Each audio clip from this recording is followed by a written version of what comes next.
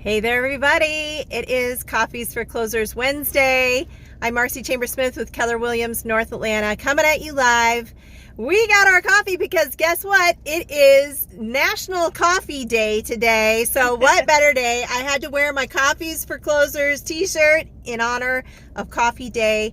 I've got the world's best real estate assistant client manager, Maddie, with me today. We are out running errands, so we got our coffee for the afternoon to keep us going.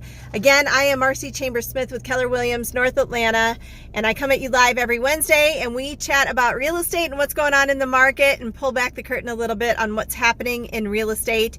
So today, what I am going to talk about is the seasonality of buying and selling homes. What is the best season to buy or sell a home? Well, it's going to be different for both sellers and buyers. Somewhat the same, but I'm going to give you the pluses and minuses of each. So spoiler alert, I think you probably already know that spring is usually the busiest time frame for buying and selling a home. But let's go over why that is. Here's the factors that can affect how quickly and how much money you can sell your house for as far as the seasons go, whether it be spring, summer, winter, or fall or winter. First of all, it's going to be weather.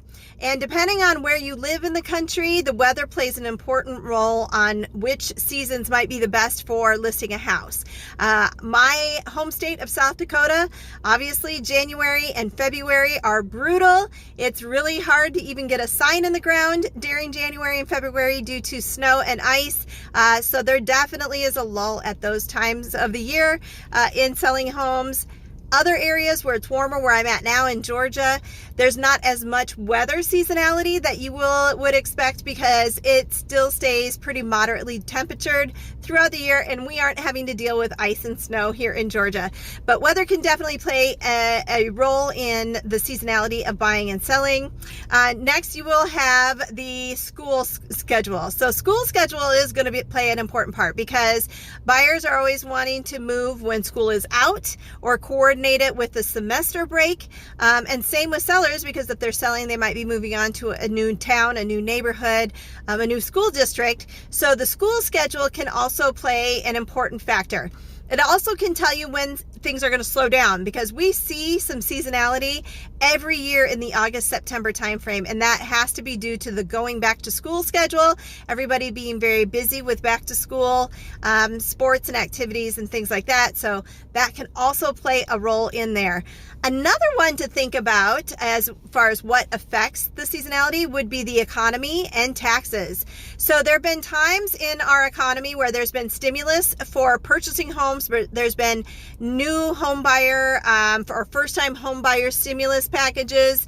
Also, you will see a little bit of an uptick due to tax returns, and if there's extra money in people's pockets due to their tax returns, they now have extra money to make a down payment on a house.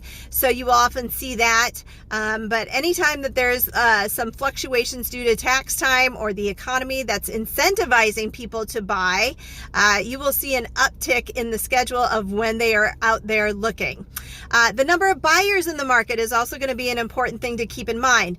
There is probably more buyers in the market in the spring and summer time frame based on some of those other factors that we chatted about. So if you are selling, you're going to want to have your house on the market at the time when the most buyers are in the market. Holidays are going to play a role. You don't see a lot of people putting their house on the market on Thanksgiving Day or New Year's Day or Christmas. So the holidays can play a role in that. Spring break time might be a time to list it because you're going to be out of the house, and that's a great time to have a bunch of people coming through. So again, it can either make it a better time or make it maybe not as great a time to list a house based on the holiday schedule.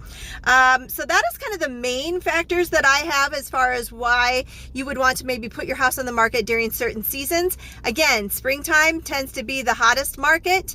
That's the time when the most buyers are in the market. People will put their house on the market in the spring in anticipation of moving as soon as school is out.